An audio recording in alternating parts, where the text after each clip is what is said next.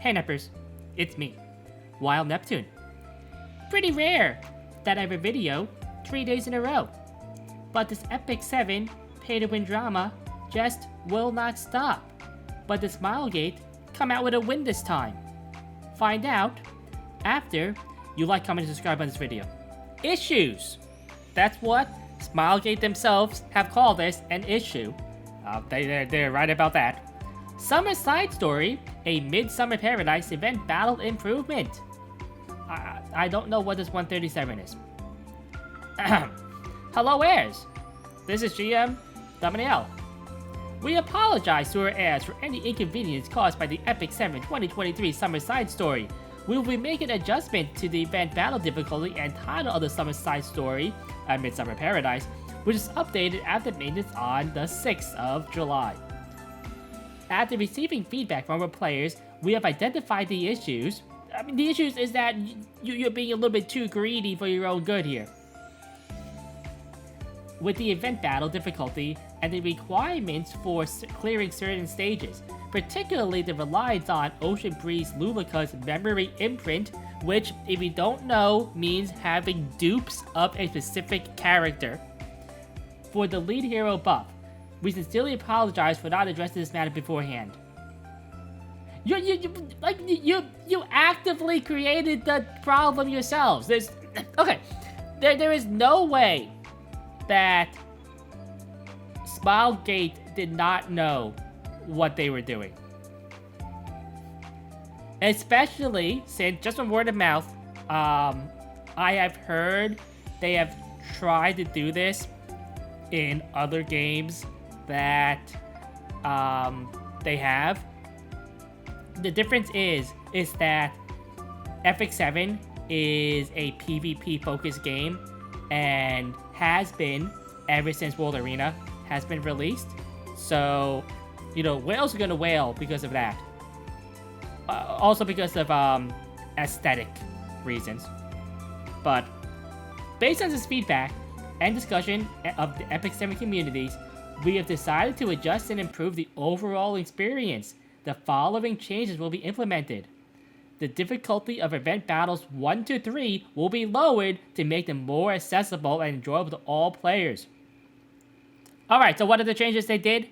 Well, level 2, 3, they simply difficulty lowered.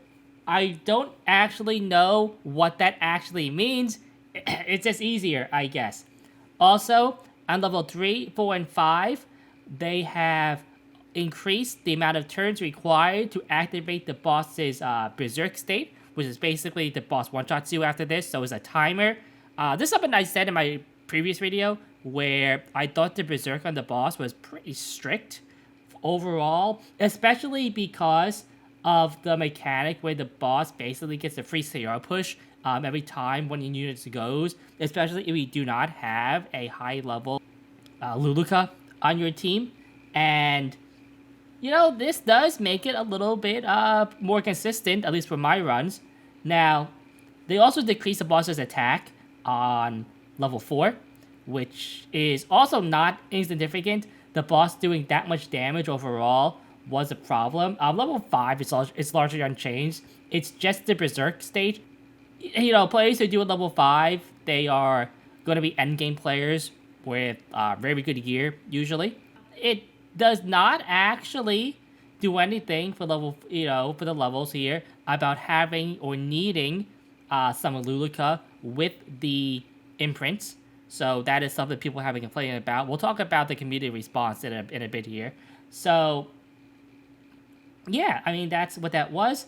And there was compensation. And it was 1 slate, which is a free imprint on any unit you want. A reversion mana stone. This is a re-app where you can reset a piece of gear to base. And 1,000 energy. So, some more runs here. And this compensation is actually, in my opinion, not that bad. But people have been kind of wanting more. Kind of. Well, let's talk about what the community thinks about this right now. Okay, the response from the community has been somewhat lukewarm the perception is I get that, hey, the conversation is nice and all, but you're not addressing the core problem at hand. And what is that core problem? The reliance on Summer Luluka's imprint to beat the boss. So this is my alt account. Show it in my last video. The gear on it is not great. The unit pool is very limited. I'm basically using like what I have to do this boss here. And it can clear level 4 at a higher success rate than my decked out main account because of the imprint. Remember, this account has an A rank imprint, which turns off the mechanic, versus a B rank, which only lowers the mechanic by, a lot, but doesn't turn it off. And this is a very big deal.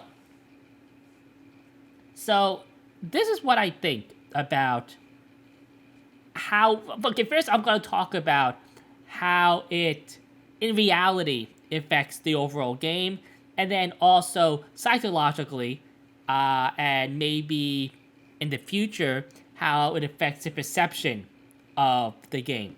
So first, in reality, I actually do not think the imprint system changes that much overall. At least it shouldn't. What it is that all PvE content, like at least challenging ones like this is right now, and I would say that this counts as a challenge mode PvE content type thing. Now, whether or not a summer event that was released after one of the longest Nukton stages of the game's history is a good idea or not is, another debate we can have. But challenging content has always been difficult for non-endgame players. Talk Advent, talk, back when they had... Before they had Hall of Trials, they had a other Hall of Trials type thing, and that mode was hard for new players. It's like old Auto Tower, right? The new Nightmare Lab, right? These are things that are difficult for even mid-game players to compete in, and we're very tuned towards having end-game type stats and gear, right? So the fact that levels 4 and 5 are out of reach for some players, I don't think is that big of a deal, as long as those players are not super endgame players like I am. The other thing is that if a player wants to wear let's say a player is new, right? Maybe a couple months old account. This account is actually maybe 4 months old or something like that. Maybe 2 months in, you have some units here, and hey, you're I want to be able to push level 4 on this event right now. And I want to spend money to buy imprints to do this. You know what? Good for them. You know what? They can do that. And I don't think endgame players really care about that, right? This new player is going to catch up to them right away. And I don't think new players care about that either. It's just one of those things where they are getting ahead a little bit to challenge content a little bit earlier than they can. If the content is just not possible, though, without the imprints, that is when there's a problem. If the content you can do, right? Let's say, my main account, it can do it now at about a 25 to 5 rate. 25 wins, 5 losses after the nerfs with a B rank Luluka. So, let's say with a no imprint Luluka, because B is 1 imprint, you can do it at a 20-10 rate. I think that's perfectly fine, right? You might not like the numbers there and seem to fail things, but hey, even your hunt one-shots, they're going to fail sometimes because 15%. So, 2010 on content that I feel is a lot harder than hunts and things like that is pretty good, in my opinion.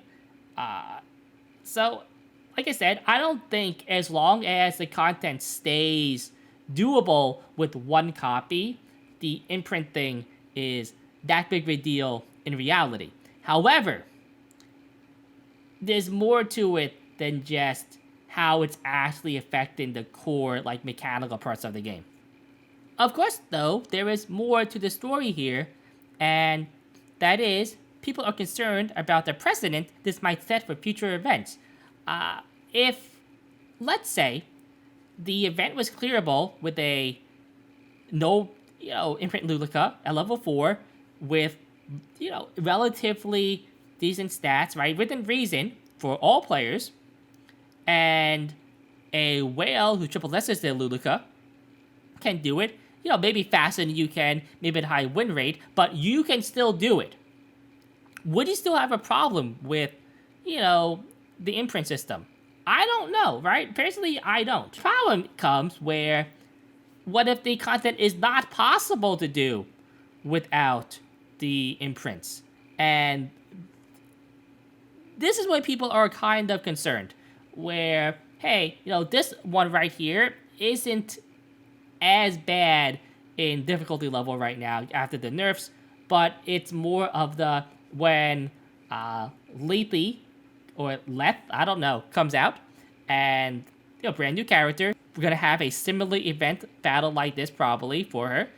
Is she gonna be in even harder fight without the imprints? We don't know. And the problem is that Smilegate has a history of not balancing the PvE content that well, and also requiring specific units to do the PvE content. And this is kind of weird because in the past, especially for like Abyss stages, where a lot of Abyss stagers needed specific units in order to clear them, and people complained a big deal about this.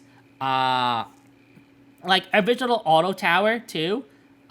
Basically the 100th floor. Yes, original Auto Tower had 100 floors, and that 100th floor, by the way, probably the hardest piece of content relative to the gearing level and unit pool at the time, almost required you to have Dark Corvus.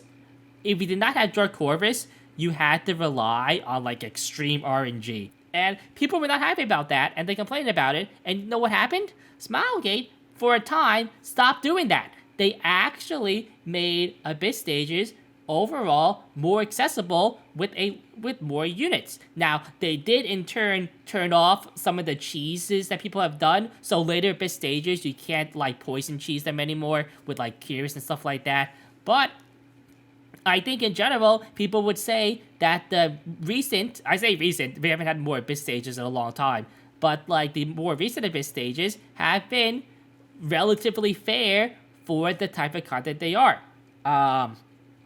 And the fact that they're bringing back, right, this like needing specific unit mechanics for this event feels really weird to me. It'd be one thing if they did this and it was just like a permanent thing, right? Maybe they have something like this, like auto rotation every once in a while, and you can build up, right, to having these units, right? Maybe not with the imprints, but maybe let's say you don't have, say, Rowana or something like that, and when the event comes back around, maybe in like 4 months, you have it at that point. One thing. But the fact that this is a limited event that's not going to come back for maybe like another year, the big feeling of, hey, I'm not going to stick around for the next year just because of this. I don't trust Smilegate to balance PvE content properly. The problem is that if the boss is not possible to do without imprints, then it's a big deal. And I don't think Smilegate can have that Goldilocks zone where the imprint system exists, right, to make it easier for whales to clear the event, but other players without the imprints can still do it, at a relatively high rate within reason, relative to how long they've had their account and how much they've been playing their account too. Again, new players who only log in like for dailies, like honestly, what can you expect when you're not really maintaining your account to do this? But the precedent that this could set, where hey, this is okay to do, and maybe in the future, bosses just are not possible to do without the imprints, even with endgame gear, will be a big issue that ever comes up. And some will argue that it's here already, that this is just not possible to do without the, imprints, without the, even with pretty good gear. The other thing too is that this is a limited event that's only here for a month. And with stuff like Abyss, right? Even like Auto Tower and stuff like that. Well, I guess Auto Tower wasn't really around for that long, the original one at least. But stuff like Abyss, that's there forever, right? And people have brewed up like tons of different comps past when it was already released with, hey, guess what? You don't need these units quite to do this content. Yes, it might be hard to do without them, but you can still do it, and here are the teams that I did it with type deal. And, people have experimented and come up with unique strategies for this hard content, which I think is pretty cool to do.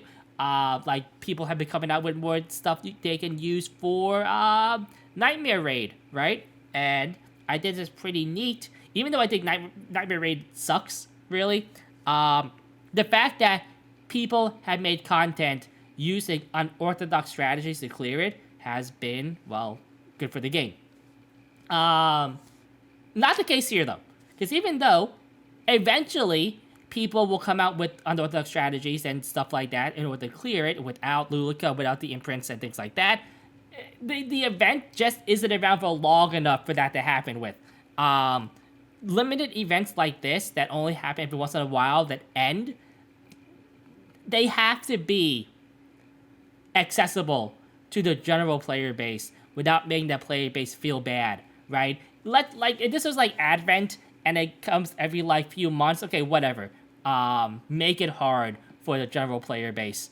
But something like this, which is supposed to be like a fun side thing you can do and just enjoy the game, enjoy the physics and stuff of the animations, enjoy the view, I would say. It should be something that people enjoy doing and not something where people are worried about, did I whale it up, right? Can I do this without spending any money type things happening? So that's just my opinion on that matter. So those are just my thoughts. I hope that Smilegate in the future just nips the whole needing imprint things in the bud. Because even though I do believe there's a world where both sides can be happy, Smilegate can have their imprint thing and the whales can whale, and the community can still have their content be accessible to them, at a relatively reasonable level. Having that, again, that middle ground is difficult, if not impossible, to achieve the way that Smilegate's history is with balancing. That notwithstanding, I do recommend you save your unknown slate just in case. At least until after this event is over. Don't blow it right away, because a lot of players will want to farm the next stage in a couple of weeks here, where there's a speed set going on. So, just an update on what's been going on. Again, do not harass the community managers on this. They only want to help us and everything. Obviously, inform them about your gripes about this, but do so in a respectable way. Because the more people that tell them, hey, we don't like this, the more likely Smilegate is to do something about it. Anyway, I'm Wild Neptune. It's been a good one. Nep out.